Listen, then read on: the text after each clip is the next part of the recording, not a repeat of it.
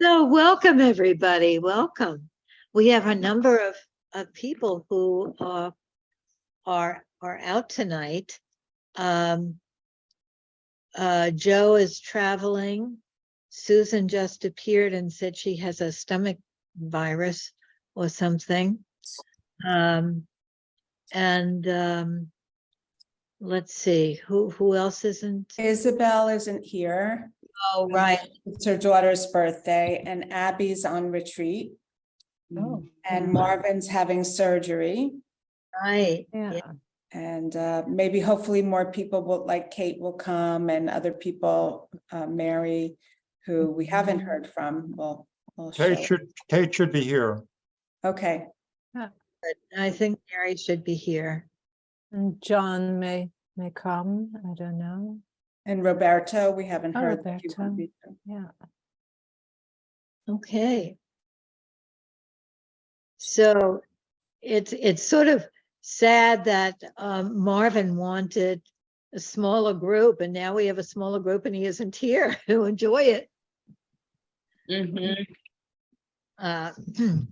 So I'm very, very happy to see you, and I feel as though I've been with you today on and off. I've watched different parts of the video, and we'll send you little clips that I made, and you don't have to watch them if you don't want to. That's just my way of digesting things. And I've been so appreciating all that I'm learning from this group. I'm just learning an enormous amount, and I am very eager for us to get into the surprise of what will happen tonight, because we really don't know. Someone said that we touch into different things without resolving them, and I was thinking about that and thinking about how many of the issues that we are exploring are issues that haven't been resolved in thousands of years, and we probably won't resolve them, but we're making them sayable. And that was very inspiring to me, that I think of what makes community impossible and what makes individual growth impossible is the layers of what can't be said and what can't be thought and what we can't bear and what we can't do. And each time we share with each other something that is shared in a new way, we're making unsayable things sayable, and we're making an atmosphere in which we can think more creatively and be more creative with each other, and sort of have an atmosphere where these very, very complex issues and complex selves that we are can coexist without it being this way or this way, without choosing, without saying this is right and this is wrong, and just all of these complexities. So I'm so appreciating that. There was one more thing I wanted to say.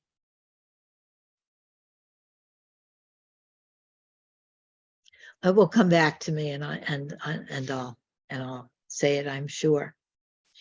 So I don't know exactly where we'll begin, but let's do it.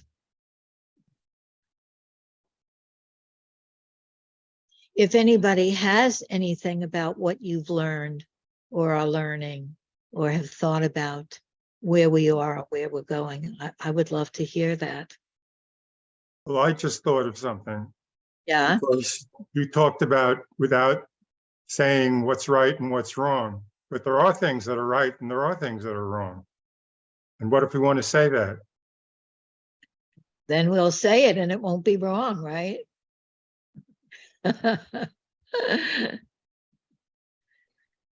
It's sort of fun to think of your most prized truth, and to think, well, what if that isn't the case? In what universe would that not be the case? And can we say that? Can we try it out? And somebody said that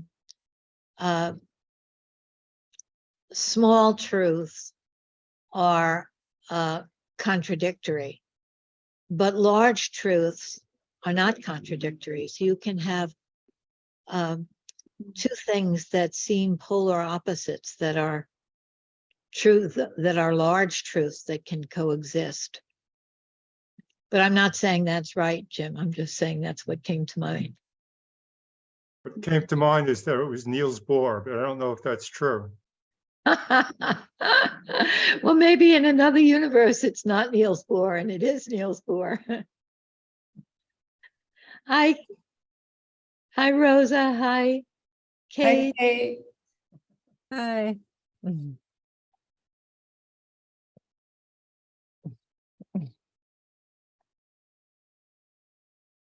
I'm just curious, and I don't want to get us too abstract, but I'm curious about whether it's a prized value that there's right and wrong, that things are in the category of right and wrong. There's so many different opinions of what's right and wrong in so many different different places, different countries. In my younger years, I was very religious, and there were things that were very right and very wrong. And I'm not religious now, and I don't have the same beliefs at all. And it was difficult.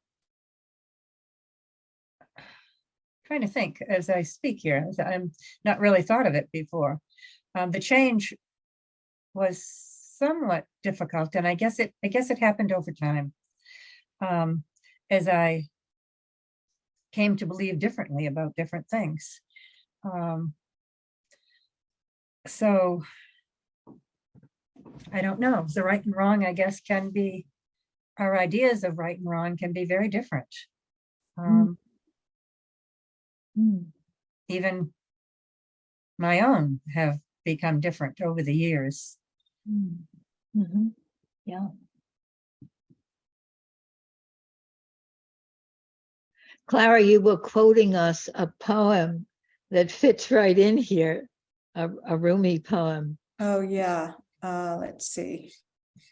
Can find it. There is a field beyond that one, beyond right and wrong. I'll meet you there, something like that.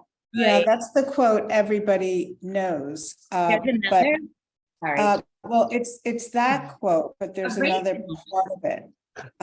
So it says, out beyond ideas of wrongdoing and right doing, there is a field. I'll meet you there.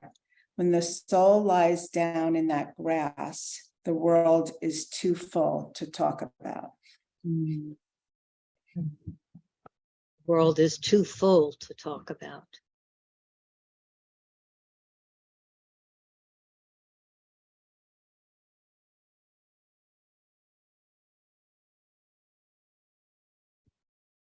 Can you put that in the chat? Sure. I'll email it to all of you. Yeah, we were talking about this in our team meeting. We were wishing we had recorded it. And we were talking about, the differences in our group and where we're going. And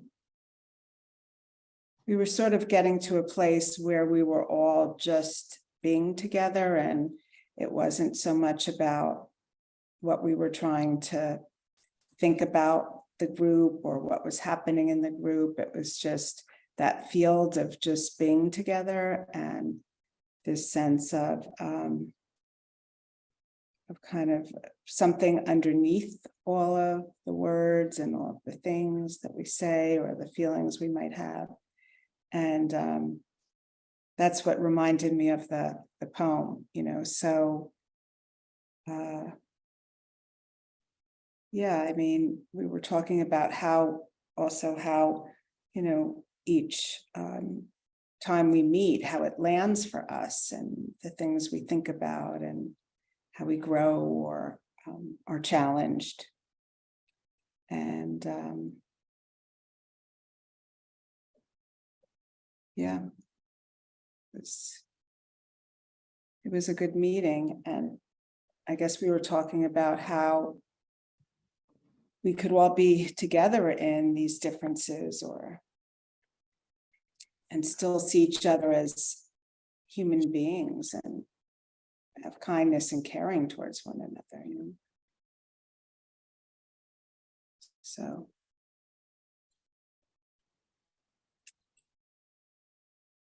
And not that it has to be rosy all the time either. There's certainly things that come up. I was very, I had a lot of feelings about our last meeting. And I was really trying to process it the next day, but I felt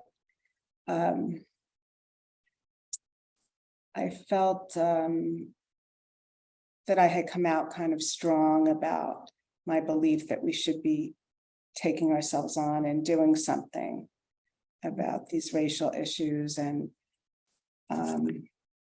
then Abby had written something in the chat about Gandhi's, way of being, and that's so not me, but I felt a little bit wronged in it. And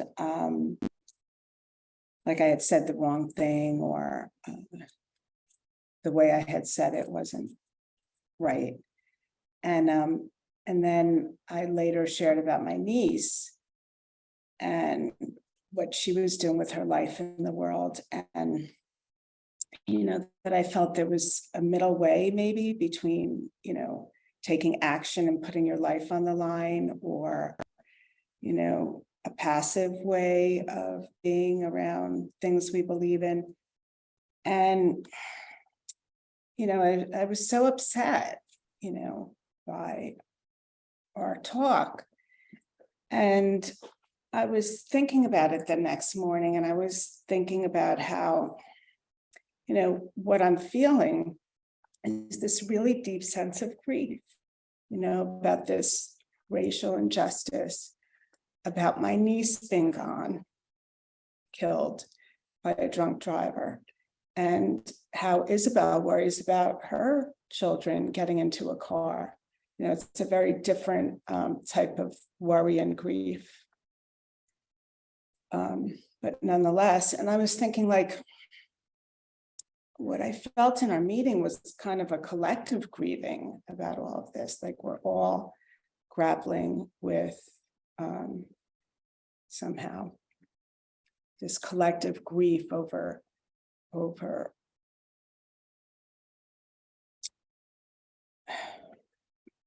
these injustices or things not being right in the world, I guess. So I was really feeling that. And that's something that brings us together, and it's not about right or wrong or judging or.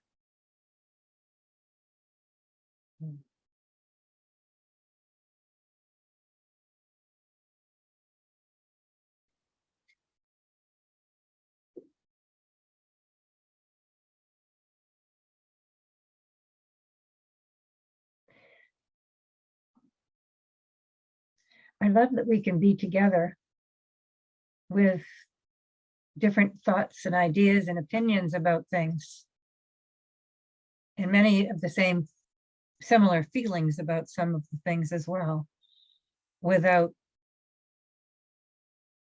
having to judge one another. That it does my heart good. I just really like that. Rachel, when I was listening to the tape about your reaching out in the way of speaking to a man that you didn't know, who happened to be Black, and the effect that had. And I love that because I've done it myself a number of times in a way that sometimes I've gotten a thank you. Sometimes I just get I almost always get a nice response. But there was one man at work that he was the house cleaner, but he happened to be Black. But I always said hi and good morning, and you know, didn't really have any real conversations with him, but we always exchanged nods or whatever, and greetings. And when I bumped into him, not literally bumped into him, but met him in a different hospital, we hugged. And so it just, I think that those little greetings, those little nods, sometimes it'll just be a smile to somebody. I think they do make a difference. I was thinking of that after re-listening to that today, and how that had turned into that. So I think that there is a deeper something about the little things that can grow.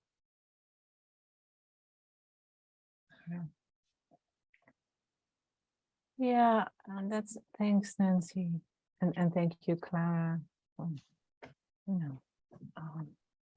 talking about last meeting and what it brought for you. And Nancy, yeah, I feel like what you say about little things, and that also reminds me of Rachel's, Rachel's story about her encounter. And I really, really do believe that little things, tiny things, are really important. And at the same time, we were also talking about grief and sadness. It also makes me sad. Like, that's the way, not that's the way, but,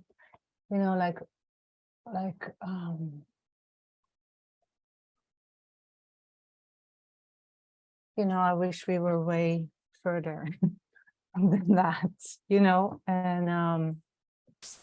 and it also, I think little things should maybe also go together with really big things, like we should do all of it, right? Like, because it is a really, really big thing. What's happening, and what happened to people who are being still are being discriminated and judged and seen as second-class citizens. And it's just if you really, really stand still with that, it's really, really big. So, yeah. And I want to learn how to do some of the bigger things. Yeah, how do you want to learn that, do you think? I'm hoping to get something from this group, but I think that the meeting at the end of the month might have something. Yeah, add yeah, to my understanding. I'm hoping anyway. yeah. I think it's also, of course, it's an ongoing thing, right? Mhm.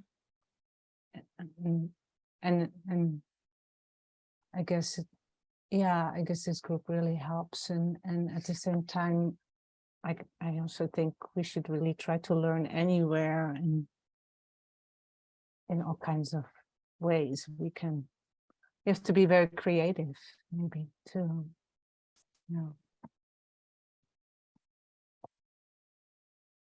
Okay, well, maybe somebody else wants to say something. Lynn is muted. I think Rosa had her hand up. Where did Rosa go?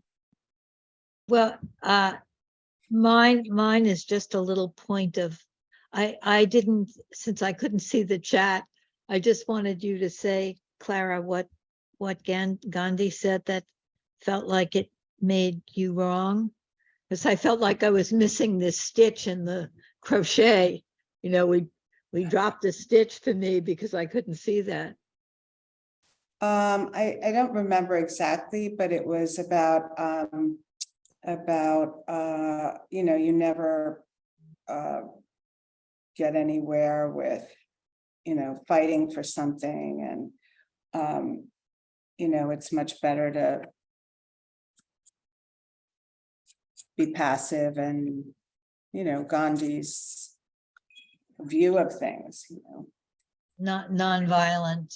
Yeah. And passive. yet, you know, all those young Black kids who sat on in white people's booths in the 60s, 50s and 60s and got knocked off or killed or beaten up, like they were making a statement, they were doing something, and it changed, did help to change things moving forward. Yeah. So, I mean, that's all. I'm just saying, I'm not someone who's gonna sit by and be passive. That's just not who I am, really. And everybody has a different way of being in the world. And there's some things really worth fighting for. Felt to you like then you were wrong if Abby was quoting Gandhi. That Yeah, and both Rachel and Abby said, like, whoa, you know, that feels like too much for me. When you said that, it just felt like I can't deal with it, you know, something along those lines, which I can understand. You know, it makes it feel like too big, too overwhelming sometimes. Yeah. I think I'm glad that I went back for that stitch, right? Because Yoga's mentor said, choose everything. And I think that when we're talking about, is there a dichotomy between the right way and the wrong way? And that sometimes someone being passionate about one way can make it seem like if you are passionate about another way, that there's, you know, a right way and a wrong way. And that is going to be something that we'll be exploring in the big talk about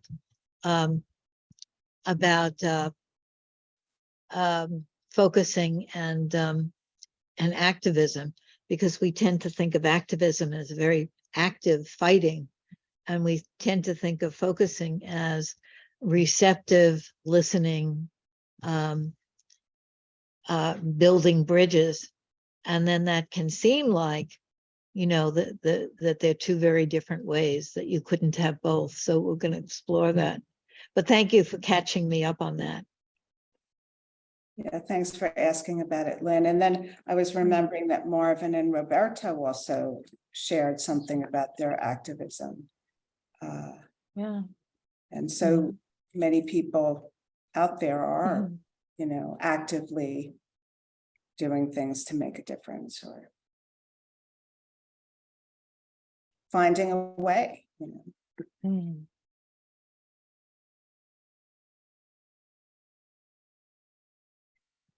Rosa, you were about to say something when I interrupted to catch my stitch.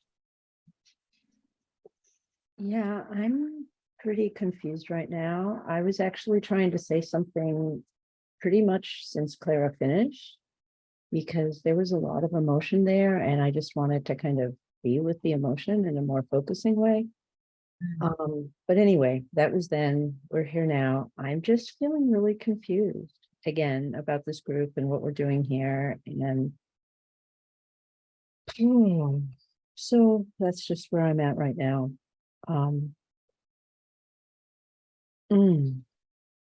Could you focus for a minute on the confusion and see what it's asking, what it's... Well, there's a lot of upset, actually. There's a lot of frustration underneath the confusion. So there's that. Give that a minute, what it's frustrated about, like what it would want or say or what its upset is.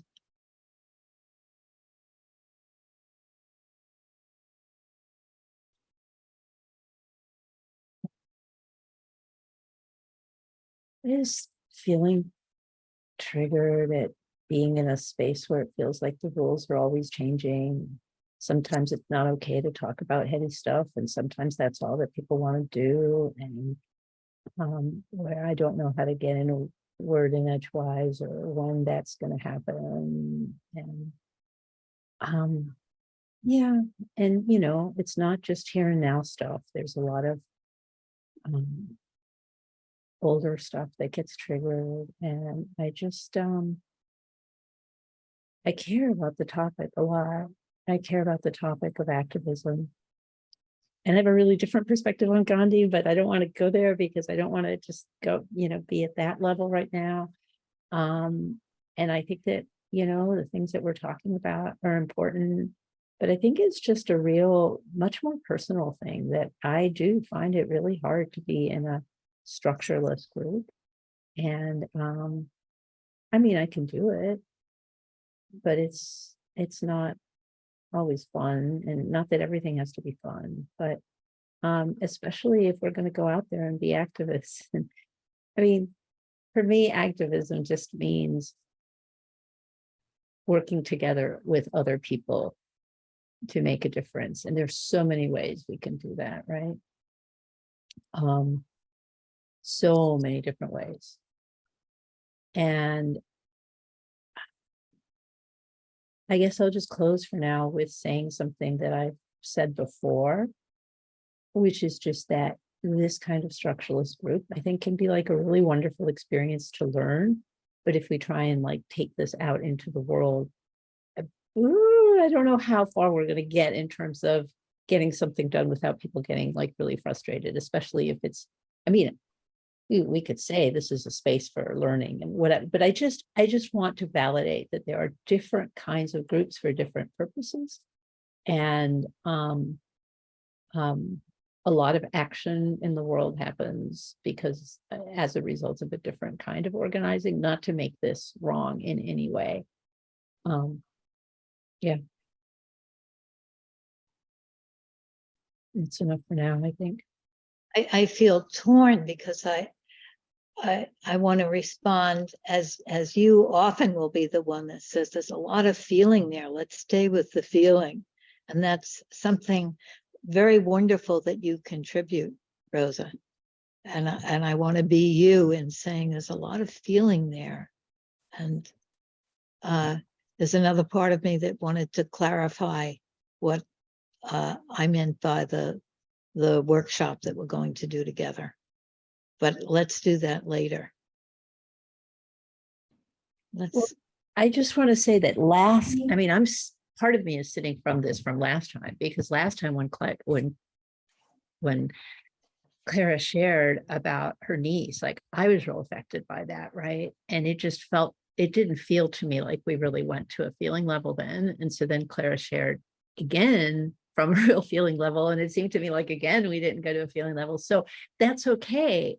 But then this other part of me gets triggered about like, well, what are we doing here in terms of like talking about ideas or going to the feeling, you know, it's just the like continuous uncertainty that kind of has me a little bit thrown right now. That's all. It feels important that you're saying that you were really upset by our not meeting Clara and in an emotional place. And partly that was, partly I saw in the tape later that was, I contributed to that by asking Clara what the word guilt means as opposed to responsibility. So rather than saying, what is that feeling that's so powerful there? So let me not make the same mistake again. I think we are weaving back and forth, and that's important to me, that we're doing that, weaving back and forth between the larger than ourselves and the feeling level of the self. But Clara, maybe we could go back to you there, because you were upset with not feeling really met.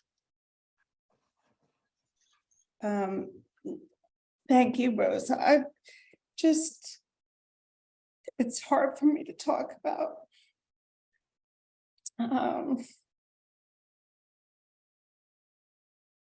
But I appreciate,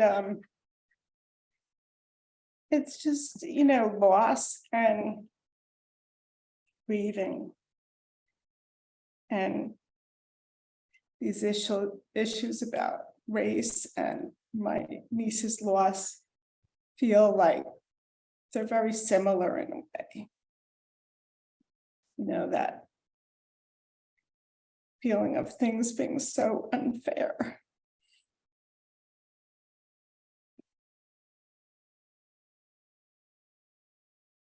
Thank you.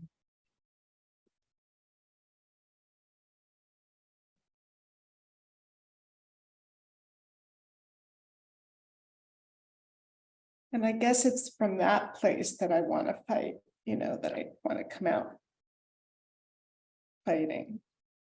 Not fighting, but. So I'm hearing things are so unfair, and I'm also hearing, and it's a life or death issue, this unfairness, right? Because like your niece died, and like when any person of color's sons go out into the world, and it's in the US, it's like, are they going to come back alive? So like there's a life or deathness about it, as well as a unfairness, is what I'm picking up. Is that close?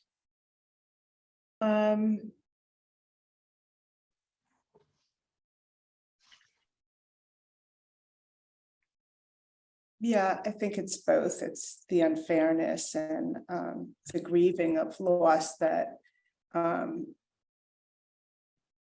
needn't be. Right. Um, Is it like it doesn't have to be this way? You said loss that needn't be. yeah. I'm not sure. I just want to say to you that I really appreciated the various things that you sent out to the email list in terms of for people to get active on this issue. And yeah, and I didn't feel like I could go to any of those meetings based on what I'm doing right now and whatever.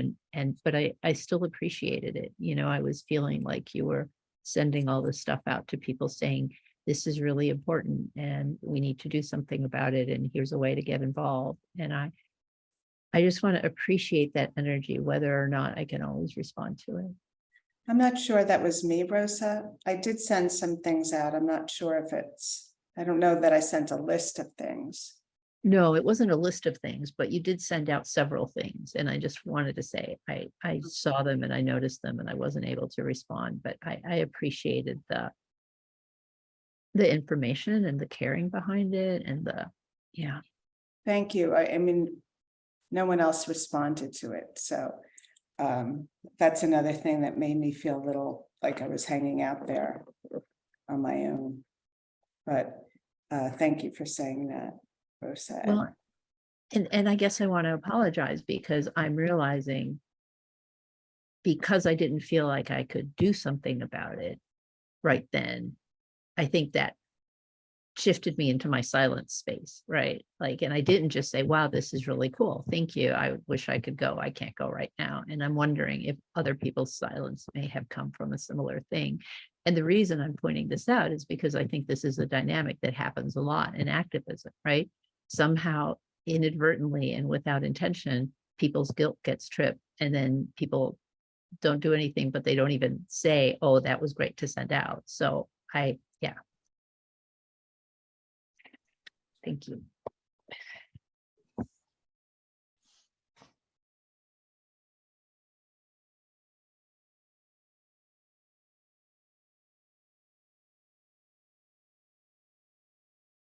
And I just noticed I said they, and I meant we.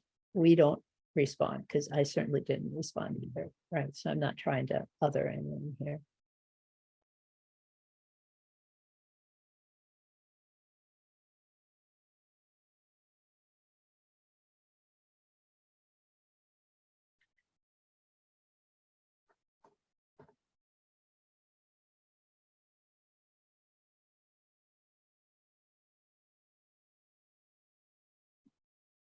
Clara, I'm remembering, gosh, 2 years ago now, when you told us that it had just happened about your niece. And I hesitate to say anything about it because many times I forget we aren't the group that we were then. We're a new group, so to speak. And so it might be among those things that we ought to talk about the confidentiality in one group, 1 year's a group over to another year's. And nevertheless, I'm going to leap in with this anyway and say that it meant so much to me then that you brought that to us, and the way that you described her, talked about her, I could almost see her and the beauty of her and your family, the deep care that other members of your family had expressed, and the memorial service, the things you told us about that were very dear for me. And I've never had a young relative die, and what that must be like, and be like for your whole family, all of you who loved her. And so I'm just remembering with you. Thank you so much, BJ. You know, she really was a rebel. You know, she grew up in a family where my sister's very religious and she didn't fit in. You know, my sister doesn't believe in gay marriage or abortion, things like that. And Emily was going to gay parades and taking her little brothers, and moved up from Atlanta to Brooklyn and was fighting, for all these protests, got beat up a couple of times by the police and really put her life in danger. And she also started this program where they were feeding the homeless. And she had stayed with us for many summers because my sister had such a hard time with her, at home, because she just was so different. My sister didn't know how to parent a child who was a free spirit, So we had a very close kinship.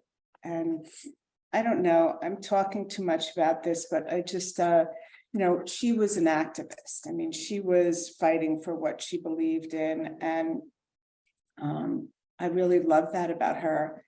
And she made a difference in her short life, I think, for a lot of people. So,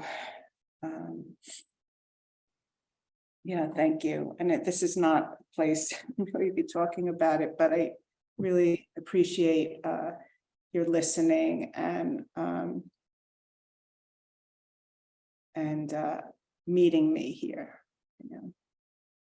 And I'm remembering Steve's Help for Helpers not too long ago, when he talks about Steve was in our group another year for the rest of you guys, and he spoke about the phrase often used in Jewish circles about when someone's died, may their memory be for a blessing.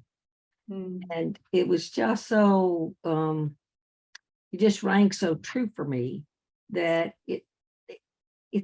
their memory is important, and to just be able to talk about it, it's kind of like one of those core humanly shared things, is people we love die, and they're still there, and it's bad.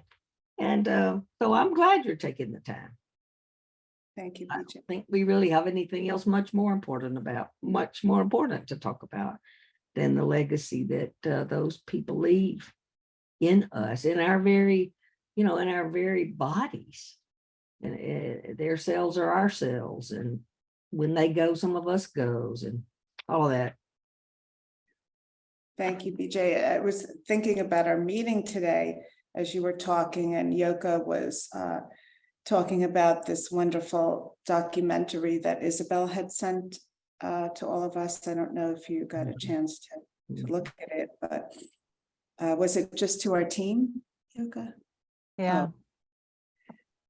But it was also about history of people in brown and black bodies and what they've been through and their losses, and it was really beautiful. I mean, hopefully we can share it. And that reminds me of that too, BJ, of that, seeing what other people go through and holding that in our hearts too, Yeah. their grief, their losses, and then Lynn talked about, if it's okay if I say, Lynn, a little bit about how she felt, being Jewish and her partner being Jewish, and how that brought like fear and from experience. And so, so we were just talking about those layers and kind of how to hold them, as a human experience, but also how can we hear each people, in a way for their own experience. Does that make sense? It does. You're talking about universality and uniqueness. It's common to us all, but my loss is my loss, and the losses of Black and brown people and many types of people that you don't even know what happened to them. They just are gone, and the horror of that. I'm wondering how this discussion is for you, Masumi, and you, Kate, that you don't have these divisions in your population of Jews and non-Jews and Black and brown versus white. What must it be like? I'm wondering to live in a place where people aren't oppressed by the nature of their skin or something. What does it feel like to you to hear the grief that some of the people in these other parts of the world feel?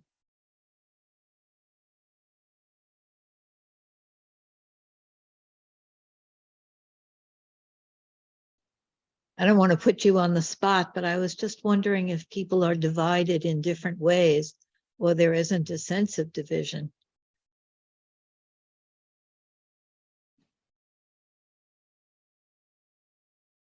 And I know that's a big subject, in different places, how oppression works.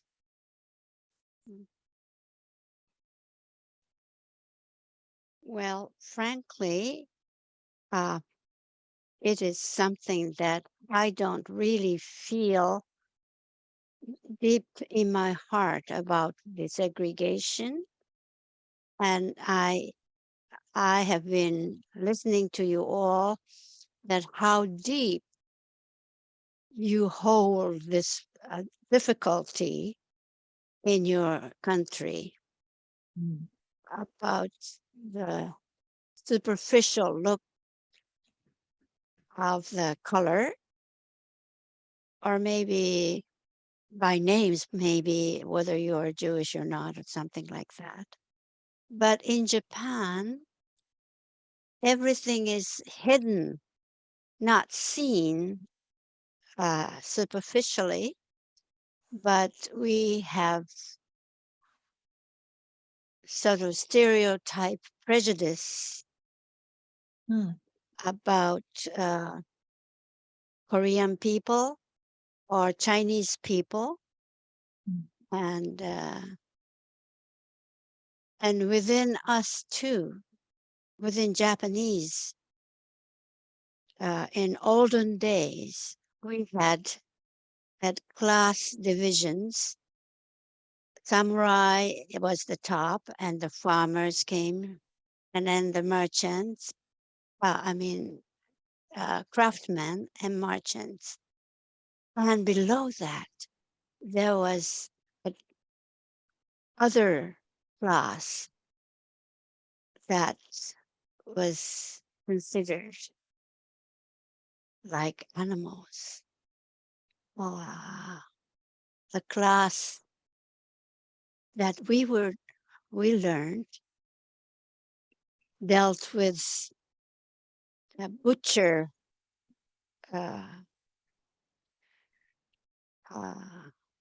class who dealt with killing animals.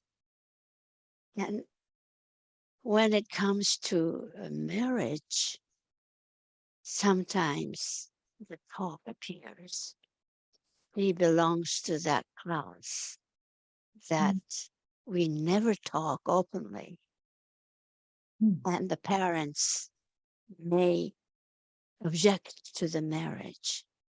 So we don't see that in a superficial life, like color or some religion, but we do have that segregation somewhere hidden in deeper part of my body that there is there.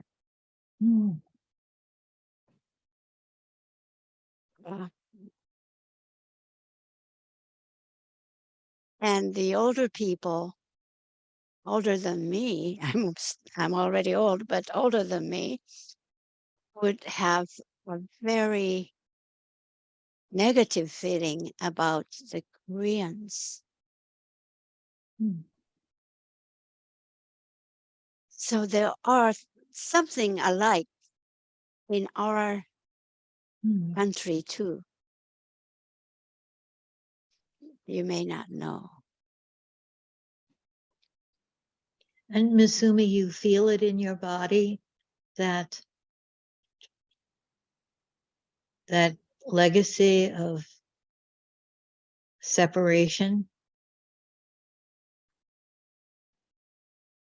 Not in my body, but when it comes to the talk of the rumor of some marriage broken because of that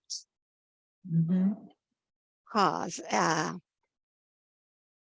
comes up, from the bottom of my body. But I have been listening to you, that you people in the United States are feeling in daily life. When you started talking about the murder of whoever that was killed by the policemen who were Black people, I wasn't aware that evoked so much emotion to Americans, that the Blacks are killing the Black people. So to me, it's something new, and I am learning much from this conversation, the conversation from this class, I must say. Yes. It's so I don't helpful know. to hear you. Pardon? It's so helpful to me to hear you. I'm trying to feel into what that's like in Japan. Thank you. I don't know about China, Kate. You might say something. You have so many tribes, different tribes in China. It's not what is it? Only one tribe in China. Homogeneous. Oh, it's not homogeneous. Yes, right.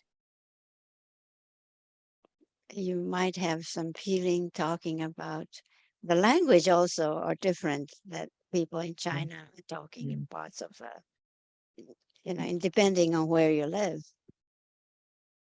Yes.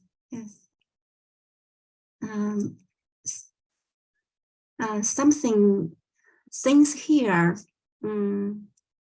part of the things are similar to what must be said in Japan, like the discrimination is hidden underneath, and something is different.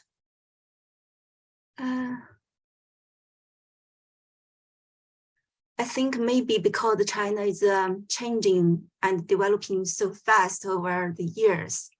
I was born in 1980s, so it's kind of the standards, the things, culture are changing, and it's kind of messy.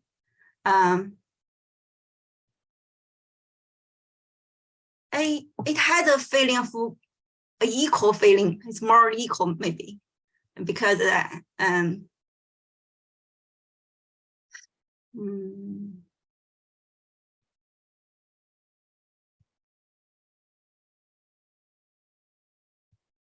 can I say this? There's this time everyone is similar. Everyone is not so different. There's like I'm not sure what time it is. Maybe it's my parents' time, or I don't know. But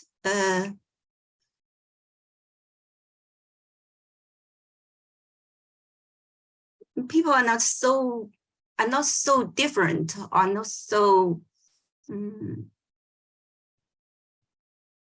are not so different with their careers or with their professions. Like I was born in a small village. My parents are farmers. I married someone. My husband, his father is a professor. His mother is a teacher too. So we don't feel we are very different families or something. It's kind of it's okay. Yeah. We are happy together.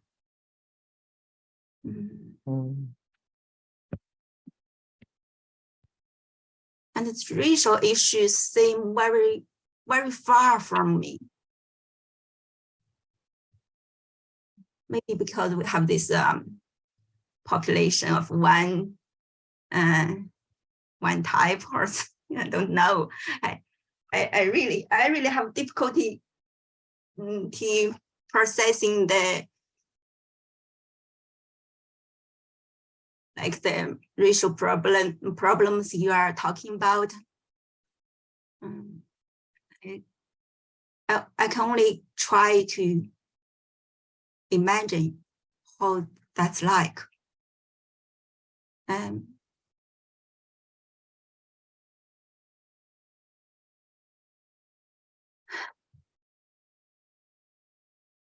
But I do understand what it feels like to lose someone you love, Clara.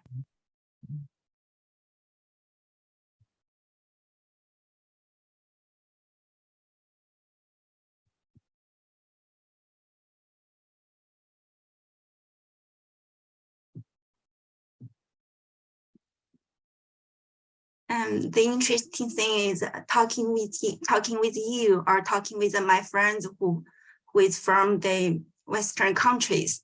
I started to realize my skin color. I didn't notice that before. I didn't think that a problem or something. I just thought, oh, aren't we? Oh, we are not the same. Oh, okay, yeah. Uh-huh. Yeah. Okay. I guess I'm complete. Thank you. Well, I might add my own experience being a Japanese living in the United States as a youngster, way long time ago. It was in 1960s, and we were called Jap at that time. And the Japanese products were considered cheap, and people had vivid memory of the Pearl Harbor attack. Mm.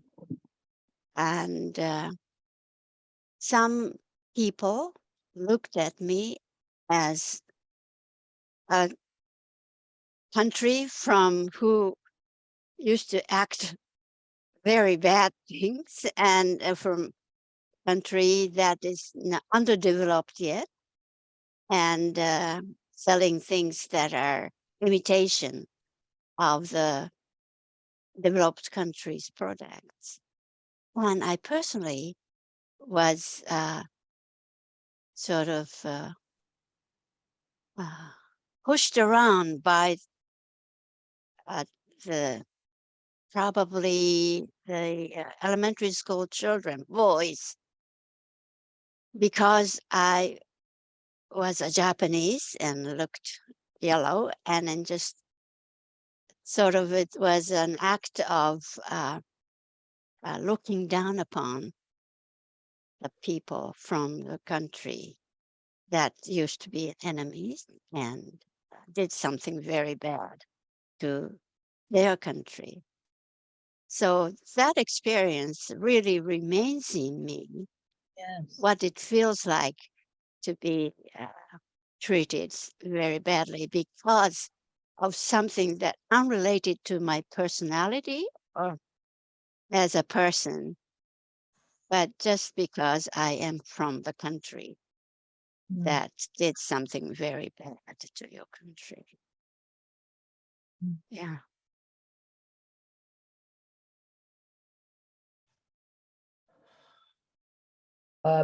Lynn, Rosa has her hand up. Thank you. Rosa, do you need to be recognized, or can you speak? I'm just feeling very moved by what Masumi said.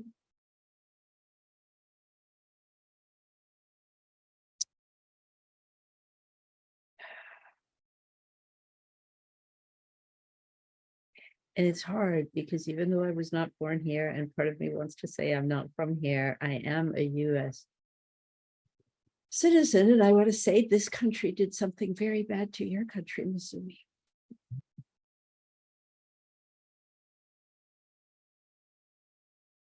Well, atomic bomb you're talking about, probably. Yeah. And well, I have to tell you another story, if I may, that I was shocked because before I encountered this meeting with a person in Netherlands, we had been taught, and I had been taught, that we were the victims of the atomic bomb. But then I found out, talking with this people from Holland, that he had been jailed as in a war prison by Japanese soldiers in Indonesia. We were not taught in school about that fact, and suddenly realized, oh, I was in a position of giving tax and segregating other people. So it just made me realize, my goodness.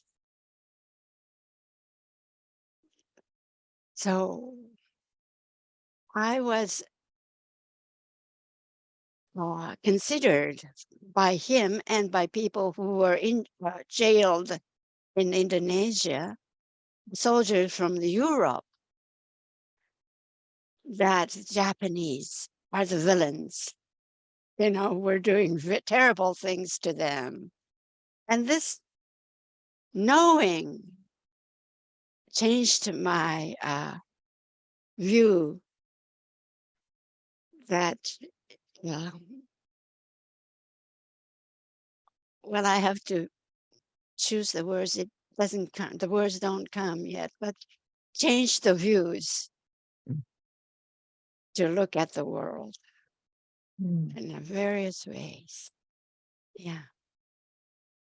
You know, Masumi, it just seems like we're kind of back to where we started from in another place on the spiral. You know, early on, there was this conversation about good and bad. And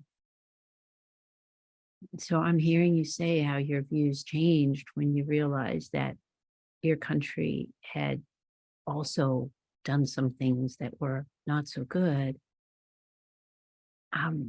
My views changed when I learned that we did not need to drop that nuclear bomb, that the war had already been won, and that that bomb was dropped in part just to test the power of it, right? So I just want to say that I think this whole conversation about good and bad, I think it's very, very, very, very deep, because as I see it, like, we're all both, right? Like our countries and people and all that. And I think that I'm just reminded of a conversation earlier about the race issue, right? I don't know if I sent this to you guys, because it gets very difficult when we start looking at it at this level. Like, it's just not so simple anymore. But I was really moved by this article that I read by this person who was African American, who was tracing their ancestry, and they thought that they were going to get to say, oh, look, I came over on a slave ship. And then he found out that his ancestry was the African kingdom that had been putting all of the African captives on boats, right? Because it's like, and that doesn't make slavery right, and it doesn't lessen the responsibility of light-skinned people for slavery. And it's just like, it just feels like it's all both to me, right? And yeah, so I don't know what to say, except that it gets really complicated, because it's just not so simple. That one country did good things and one country did bad things, right? Or one person did good things and one person did bad things.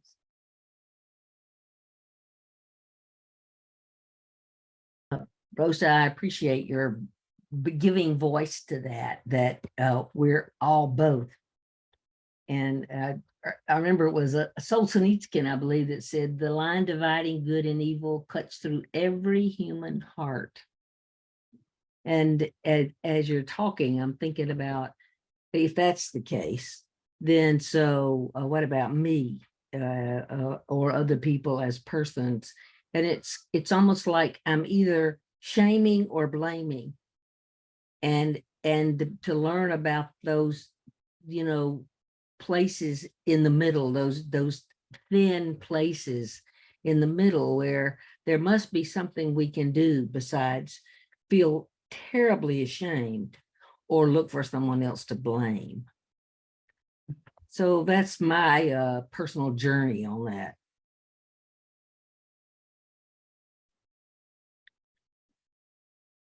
Thanks, BJ. That was really helpful to hear. And Rosa, too, what you said. And I just wanted to bring it back to Matsumi and just say, you know, how sad I felt about how you were treated. And I'm really sorry that happened to you as a little person.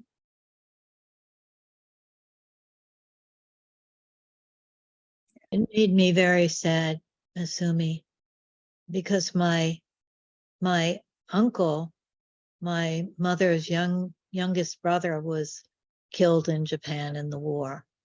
And my mother, when she would say the word Jap, it was as if she was saying a curse. And I grew up with that feeling. Not that I didn't know any Japanese people, but just that way that my mother would say the word. And when you were talking, I was just feeling this terrible pain in my body about that, and how horrible it is that experience of being victimized and blamed, and how it's everywhere in various ways. When Kate, when you were talking about there isn't that kind of division in China of these people against those people, and I was thinking how wonderful that must be. But then I was also remembering being in China and teaching in China and doing demonstrations with people about psychotherapy, and the terror of some of the students in the class to say anything that would be that would get them in trouble and be the wrong thing to think. And I was remembering the feeling in my body sitting with especially one man, and of course the language was a big barrier. It was in translation, but difficult to get the nuances of the translation. But to see how terrified he was to say his own truth that he believed about therapy, as if he were going to his death. And then that's there too, and that's hard to understand also. Kate, you're nodding your head about how fearful that is to disagree. Yeah, I agree.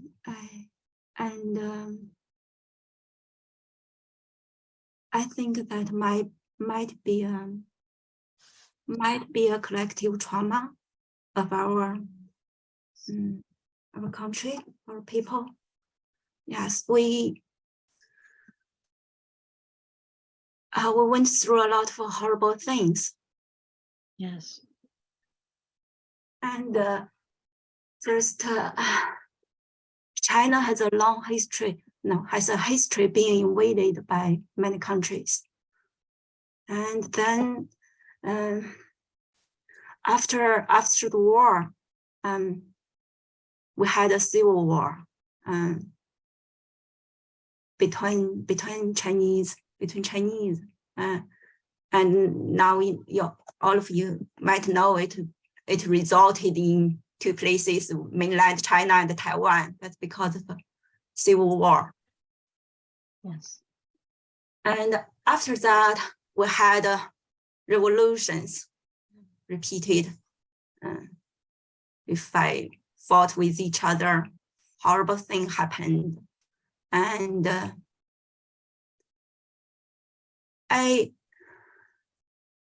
it was easy to get in trouble with what you said or what you wrote or what your ideas, what your opinions were.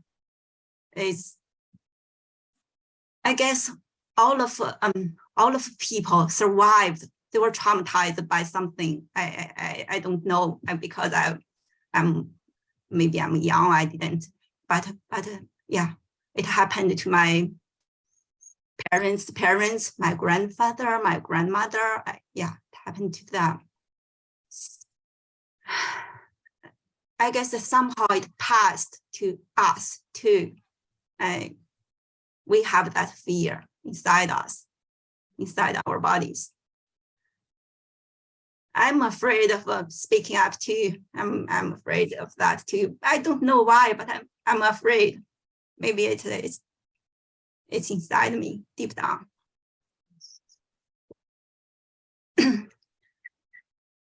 I guess there is collective trauma, right? I don't know if that's true.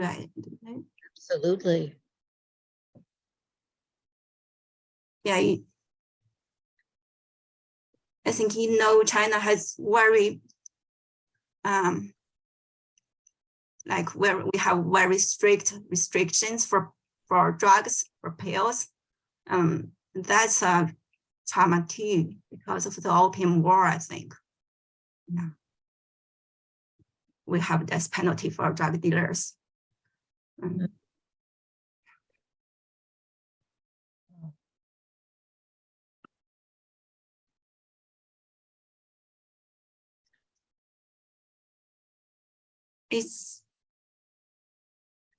it's difficult to be only oneself. I guess I still carry on something of my ancestors, my parents.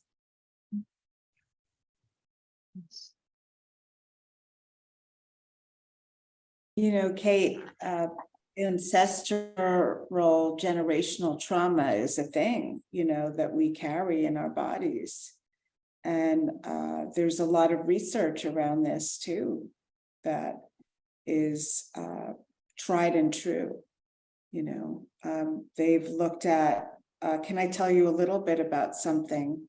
Because I think it's so important that we understand what lives in us is also from our history and from our ancestors, both the traumatic part and also their ability to get through really difficult life situations, you know. And I think it's in our bodies still, you know, and sometimes it's, you know, like you said, Kate, like I don't know if it's mine, kind of, you were saying, like, I don't know if it's mine or if it's a collective type of thing. Is that right? Is that what you were saying? Like it might be something from your ancestors. And Yeah. they did this study that they were looking at mice because they procreate so quickly, and they had these mice going through these mazes in these cages, and they put the scent of rose balm into the cage at the same time that they sent an electrical shock into the cage, so that the mice were associating the smell with being shocked. And 6 generations later of these mice that were male, they still reacted as if they were being shocked by the smell of rose balm. Oh. In the cages. Isn't that powerful? That's so powerful. So in my work, we talk a lot about this ancestral or generational trauma, and that there are ways that we can really look at the resources that were there in our ancestors, even though they went through such difficult times, you know. Like my mother was born in Spain during the war, and she was little and they were starving. And they used to raise rabbits on their dining room table so that they could eat them, you know. And they were hiding priests under the floorboards in their apartment because their lives were in danger, you know, and they were risking their lives in order to save these priests that needed refuge and a place to hide.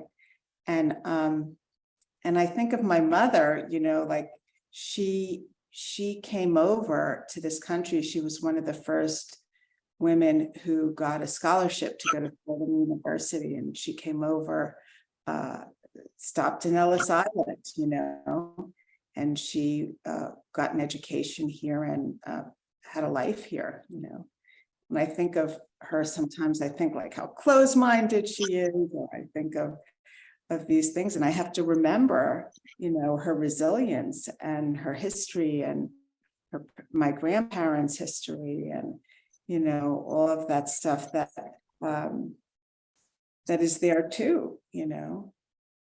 And I think we can find something in that, really, you know, from our histories that can bring something to us that's good in spite of the real challenges that our ancestors went through. I'm sure we all have stories like that, you know, from our ancestors. I'm sort of feeling a need to just pause for a minute, because I feel so much of this thick, complex, you know, layers and layers of history and trauma and grief and fear and confusion. And it feels so important that we're gathering in this way and talking like as if we were gathering around the fire and sharing stories. And it's such a privilege that we can talk to each other. But it also feels like we're talking to each other in this, in the middle of the night around the fire with the stars and with the layers of grief and fear and all of that. To share a few thoughts kind of connected to that intergenerational trauma, and like going way back when we were lived in really small communities, and you could, if you were banished, it was you wouldn't survive. And I wonder how far the epigenetics can go, because the thought I'm having is it so hard to do activism because we feel like we're going to get picked into the woods and die. So that's one thought. And then the other strand I wanted to share was how many activists are assassinated or killed. There's been, I was just looking it up, like 1,700 activists have been killed in the last decade, a lot in South America, in Brazil, and Colombia, a lot of them people of color. So there's this intersection of the environment and racism, and they're fighting for fairness for their people and for the planet, for the Amazon, for example. And these oil companies are killing them. And then the last thought there is the good and the bad, right? And we're all consuming fossil fuels. That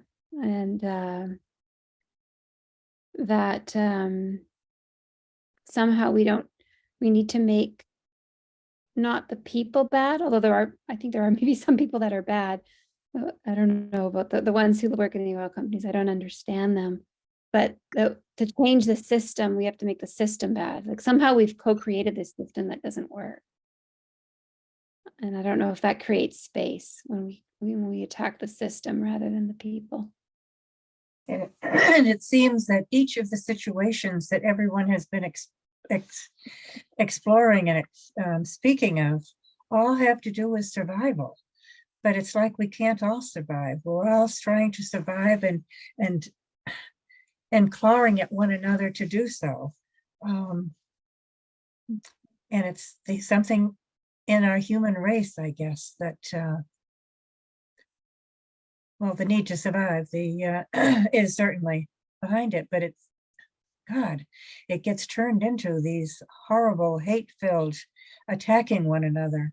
And that's basically what each of you have been talking about.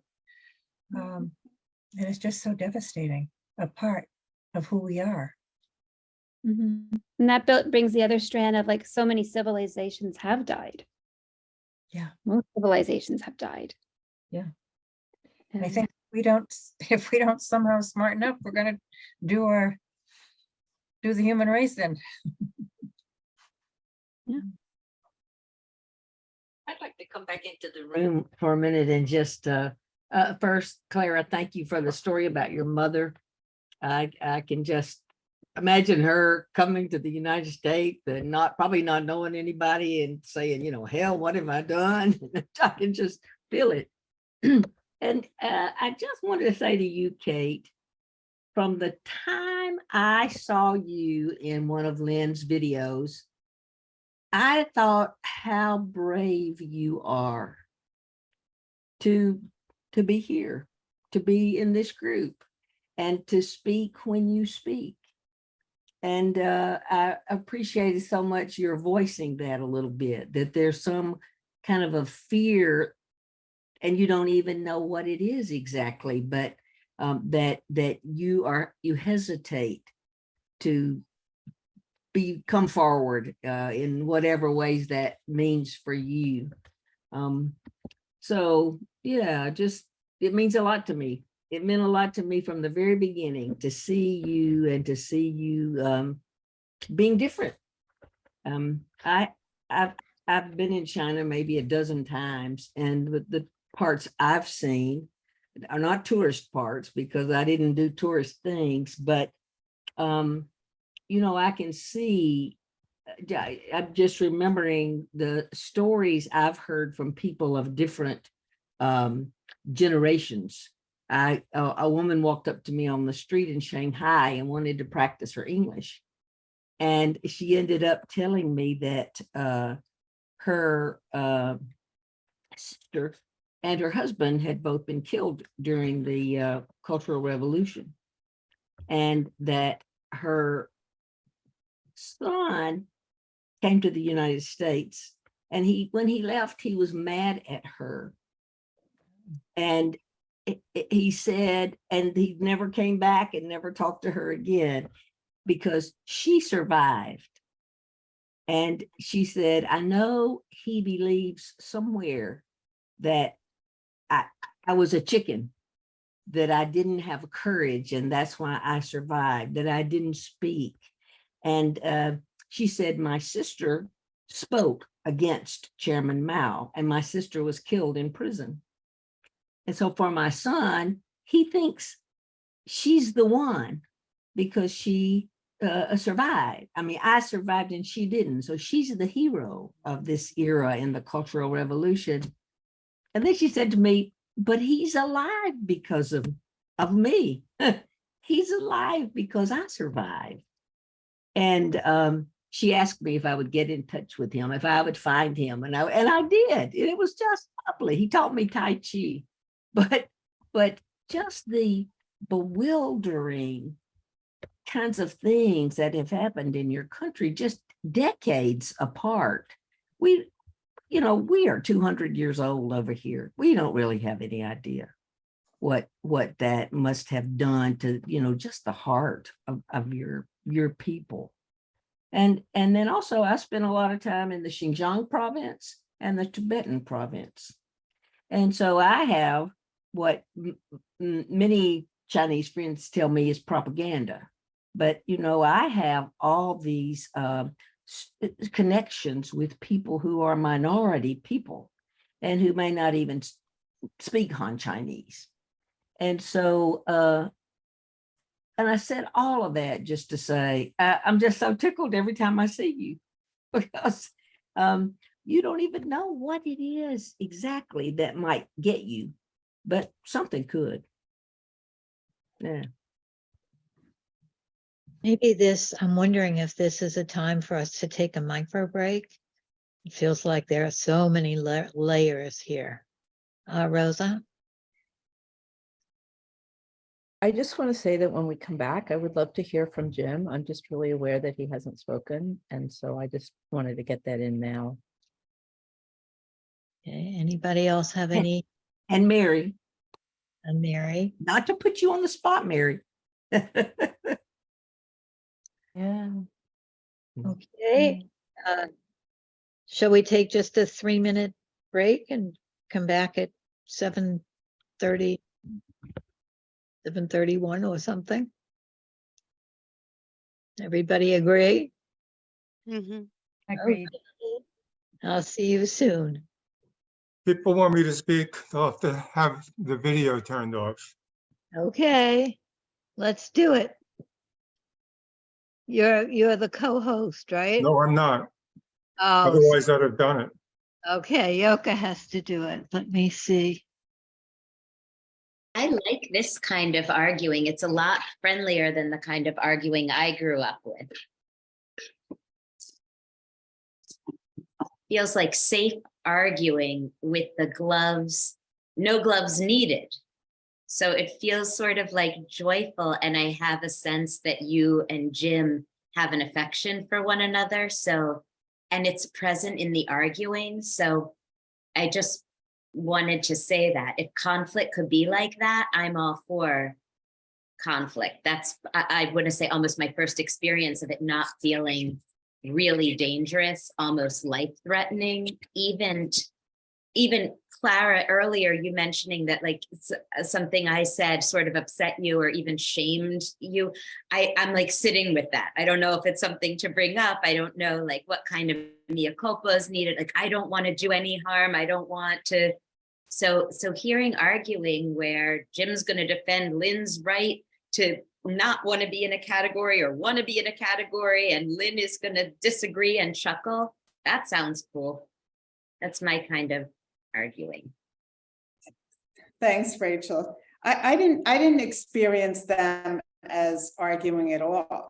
I didn't experience it that way. I experienced it as a lively conversation, and I really appreciate those. That's, you know, and as far as you know, what you brought up, Rachel, like that was my feeling. It certainly wasn't something you were just sharing your feeling, and Abby was sharing her feelings, but it didn't land on me in any way, just to say like, you know, that there was any conflict between us at all. It was how it landed for me, you know, so just really to say that. And I think that's kind of what we're trying to get to here in a way, like Jim is saying, like, let's have these conversations that, you know, you're an activist too, Jim. I can tell you are in a way, you know, in your own way. And I just think that lively conversations are good, you know, when, like Rachel said, we can respect, you know, there can be a way to do it where we can do it in a way that isn't harmful. You know, I think that's what you're saying, right, Rachel? You know, in a way that we're not hurting each other with our. I think we are hurting each other a little bit. I mean, we might, we want it to be safe, but not too safe. So even though Rachel and Clara each spoke their minds, there was a little pain from it, as you're saying, because you were a little bit concerned about her being upset, or I mean, so it doesn't mean that we won't have any pain because of the disagreement underneath, but we're not attacking one another. We're not criticizing one another, even though we don't agree. There's such a difference in disagreeing, and we can be strong in our disagreements without attacking one another. It makes such a difference. That's, yeah. I just want to say one last thing, Rosa, I think you have your hand up, but just that there is something that feels very alive in the, even though there's a discord or a talking about things, it feels like the affection or the regard for one another, person to person, colleague to colleague, is very alive. And the way that I often experience conflict, interpersonal conflict, is where that humanity and that affection are absent from the discourse. And it's typically with very close people, like my parents, my husband, my best friend.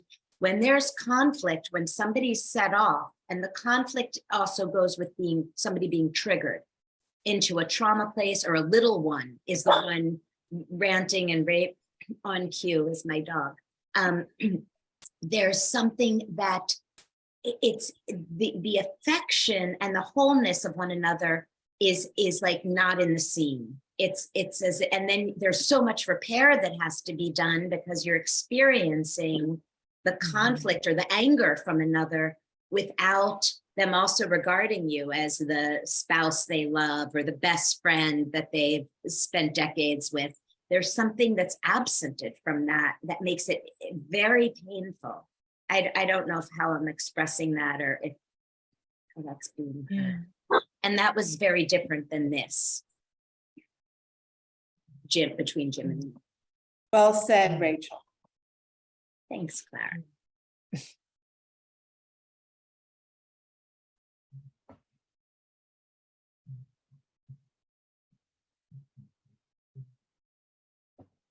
Rosie, you wanted to say something? No, I'm not sure whether it fits now, but not Yeah, no, I want to say this.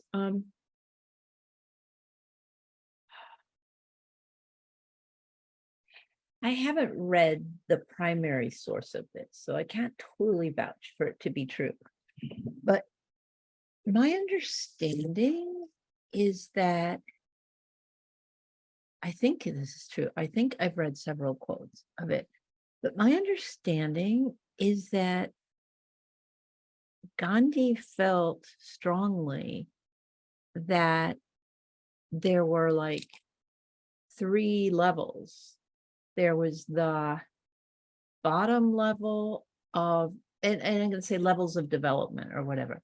There's the bottom level, which is just being fearful and accepting oppression. And then there's the second level, which he thought was a step up, which is actually fighting against oppression. And he thought that was better than just passively accepting. And then the third level that he saw, which was even higher, was having the incredible courage to stand up in a nonviolent way. Because when you stand up in a nonviolent way, you are risking other people being violent toward you, right? Like you're not hiding, you're not, but so it's like you're being a warrior, but you're being a peaceful warrior. And I think this is accurate, that he thought it was better to be a warrior than to be a coward, and better to be a peaceful warrior than to be a warrior who fought with violence.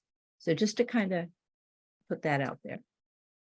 I think that is a good lead into my explaining what I think of as activism and what I think of as, putting the spirit of activism in, because I brought that up, wanting us to do something about that. And I think everybody's had all kinds of thoughts and feelings about it. And how can we do this? And I never even said what it was. So I want to say what I had in mind. My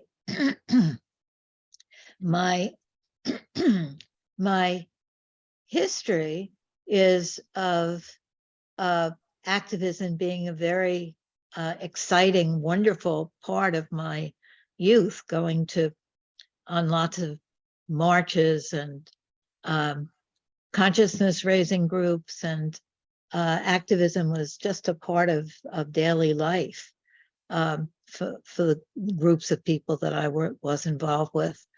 That was one part of my life.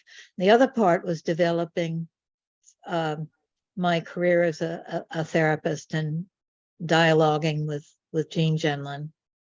And there was sort of 2 different groups of people that I hung out with, the activists and the therapy people. And it came to my mind in hearing a very activist song about I'll send to everybody. And the song was sung by the gospel choir in my church of, I went down to the rich man's house and took back what he stole from me, took it back, take it back, take it back. And there are many verses. And my first feeling was, oh, that's too militant. And I don't want to go to the rich man's house and take back money that I feel is stolen from me.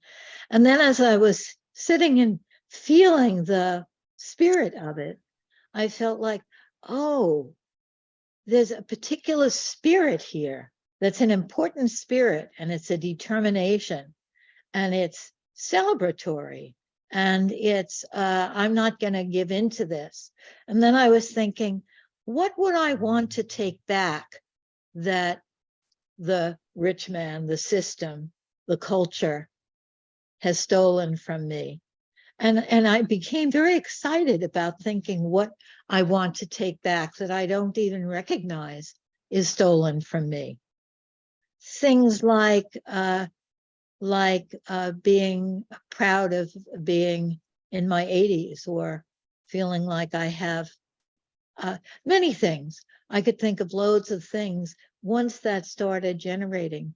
And then I thought the spirit of focusing is different for me than the spirit of activism. And they're just what they need for each other. It's a marriage made in heaven. that focusing has this, I want to understand. I want to receive you. I want to build bridges toward you. And activism is, I'm standing for this and I'm standing against this and I want to be heard. And I don't want, and Jim certainly has that, right? And then I thought, what a wonderful workshop it would be. And then I wanted to invite you, any of you who want to, and it won't be all of us, because we're all not going to contribute in the same way. We may be contributing in very different ways to the world and saying different things. We don't have to agree. But what I thought of is having Isabel and Yao and talk about what activism means for them and focusing, because they're standing very much for both. And then I would do something experiential about playing this song and having people focus on what they want to stand for, what they want to take back that they feel is stolen from them. Now, Jim would come in here and say, we should have a focusing about what we've stolen from other people and how we've stolen it and how we've stolen from people in this group and how we steal from each other all the time and what that means to steal. But, and there could be room for all of that. So we would focus on just what that means to us. Not that we agree, it may mean very, very different things to us, but it would give us an opportunity to begin to talk about what activism means and what focusing means, and do they go together? How do they go together? Should they go together? So anyway, that was what it meant to me. And I'm very happy to have other people join this workshop and disagree and say, no, it's not like that. Lynn, when is this workshop? Well, when I first thought about it, I thought we would do it on March 26th because it was my mother's birthday. It's a Sunday afternoon.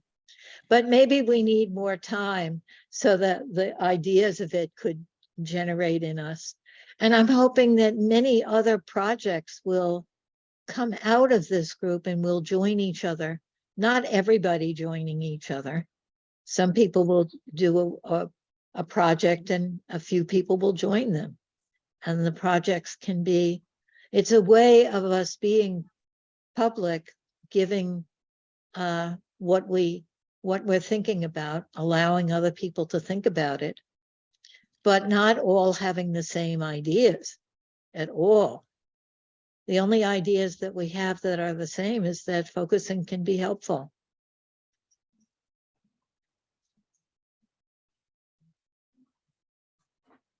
Unless Jim thinks that focusing can't be helpful. Well, then we can include that too, because the celebrating the opposition is very much a focusing idea. And Jean was all for that. She would say, let's hear from the opposition. Do you remember that, Rosa? Yeah, I mean, I think what you're proposing sounds lovely, Lynn. I don't have any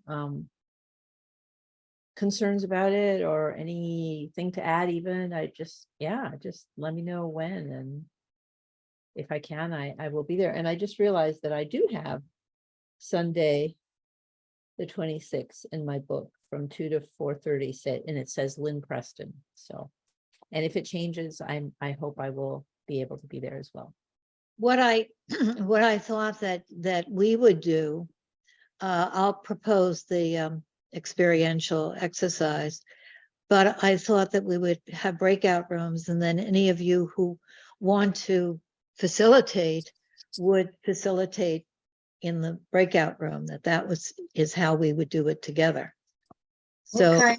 you don't all have to agree how we facilitate either. But you would be in a breakout room with 3 or 4 other people and help people share and focus on what came for them in the exercise. So would you have to have a lot of knowledge about activism in order to? all because it's what it means to the person.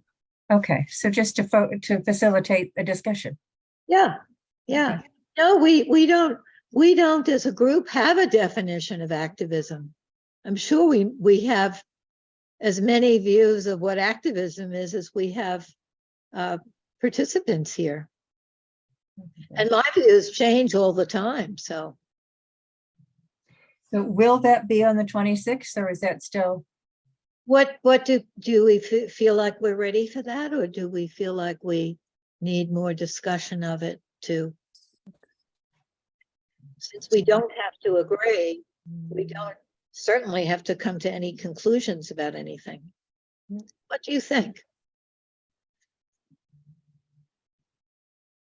Do you think we need more time to give more notice to people, or do you think we should just say, yes, let's try it out? Because I think if you want to do it on the 26th, you should advertise it next week.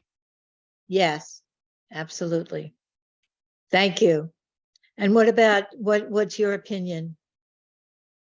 I can't be there on the 26th. That's my opinion, and I would like to be able to come. Oh, no, wait a minute, wait. I'm so sorry, Clara. We postponed it because Clara really wanted to be part of it and couldn't. And we made it, we made it April 16th. And then I was going to run that by you. Do people have that time free? 16. That's what day is that? That's Sunday?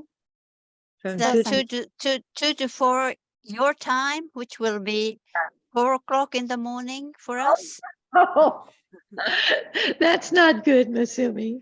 No, I was thinking, I want to attend, but wait a minute, that's too early for me.